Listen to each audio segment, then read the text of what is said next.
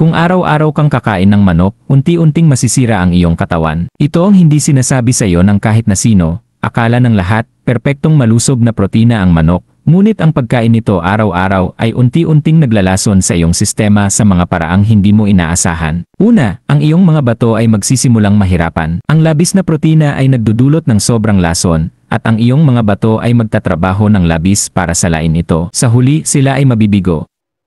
Pangalawa, para ka nang naglalaro ng Russian roulette sa panganib ng food poisoning. Kahit isang piraso ng hindi luto ng maayos ay maglalantad sa iyo sa Salmonella at Campylobacter, mga bakteryang maaaring magpadala sa iyo sa ospital.